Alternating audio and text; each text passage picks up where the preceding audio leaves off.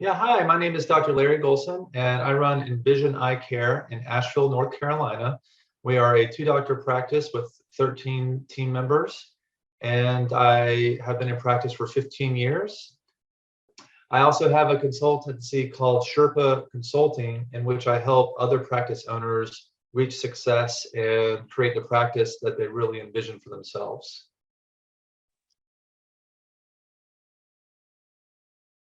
So the biggest challenge we had in 2022 was that despite the fact that we had really strong quarter 1 and quarter 2 numbers, our quarter 3 kind of dipped, and it was kind of surprising to us at the time. We didn't really understand the reasons, but the biggest challenge was understanding how to pick back up in quarter 4. And when I say pick back up, I mean our overall revenue, all the metrics that we look at, revenue per patient, capture rate in the optical contact lens sales. It seemed like everything was reduced or had gone down from the first 2 quarters into that third quarter.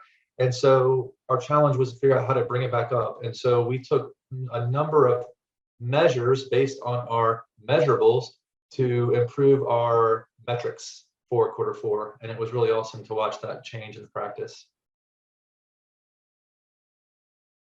The strategies that we use to understand first what the issues were, we're looking at the numbers every week. And so that was a big strategy, and that's something that we do at Envision Eyecare. And I encourage my clients in Sherpa Consulting, those clients, to look at their numbers once a week in what's called a scorecard to make sure that we are tracking and are aware of the changes that are taking place in the practice.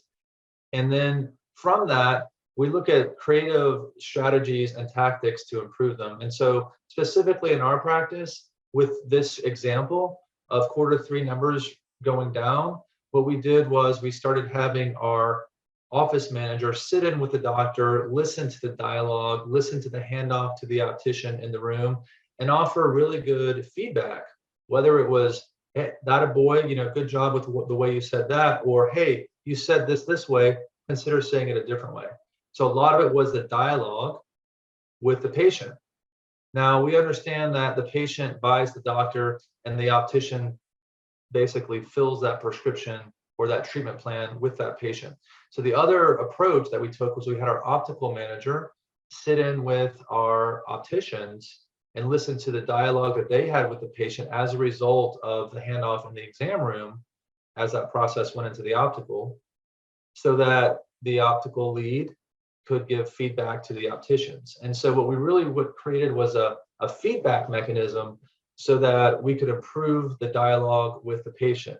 And the results were incredible, because our revenue per patient, just to be simple with one metric, which I feel like is a really important one, our revenue per patient went up by about $150 per patient between September and October. And that had tremendous benefits on our practice so that we could end the year really strong.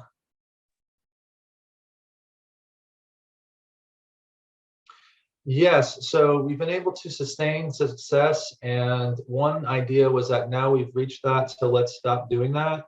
And as a visionary of the practice, I encourage my leadership team to continue at a slow, like a kind of like a reduced or a diluted way, continue that same process, because I wanted to see those changes be sustainable.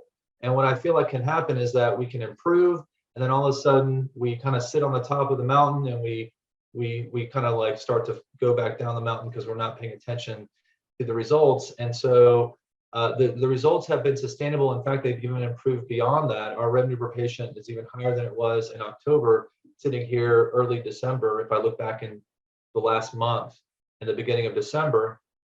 And I feel like the sustainability and even the incremental improvement is because we've continued to watch how we're speaking to patients, monitor that, and deliver that feedback to one another. One caveat on this, and I want to make sure that I'm clear about this because this can backfire. We have to have a high degree of psychological safety in the practice for people to receive feedback from their leads.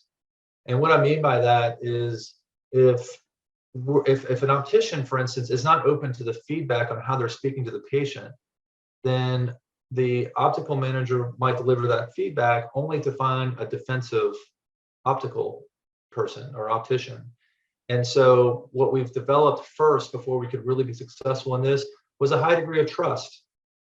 And trust between each other is what allows us to deliver sometimes hard feedback to say, hey, you're saying this in a way that we want you to say it differently, and as opposed to taking offense to that and getting defensive. What we really want is to stay open and be willing to receive that feedback, because if we can be open, then we know it will improve the practice. It'll improve our performance, and it'll improve the patient's outcome, because the patient will end up buying more products and services that'll improve their quality of life.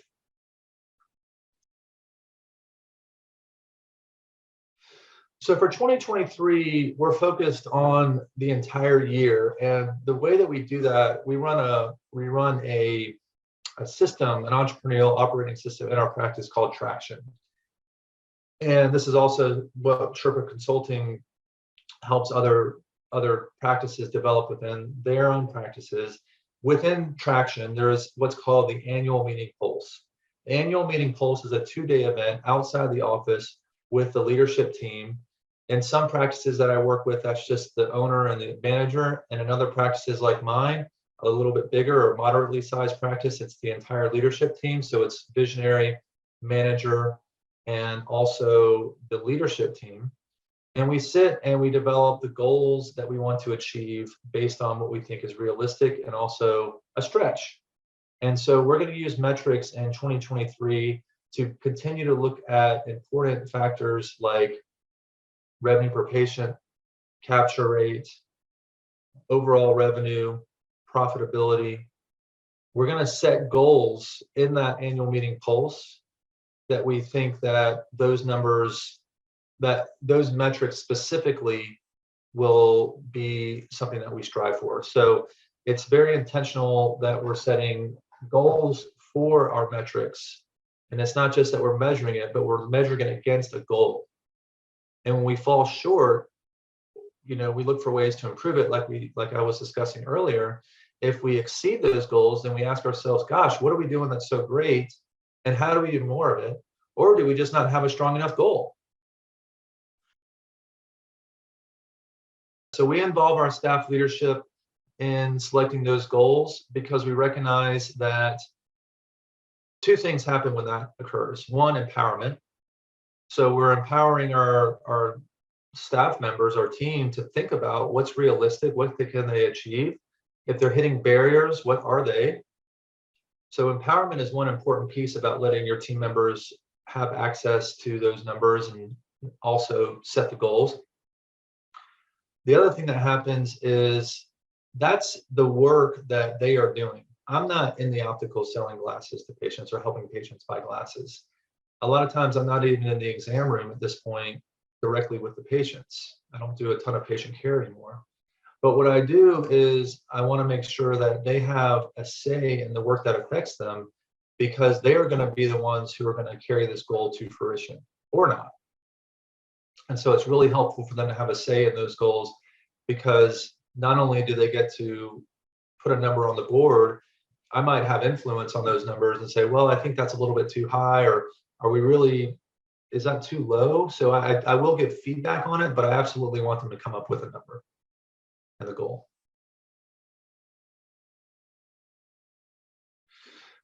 What I think could be helpful for the listeners out there, and as they plan for 2023, is the thought that what we measure improves. And this is something that has been shown so many times in literature and research.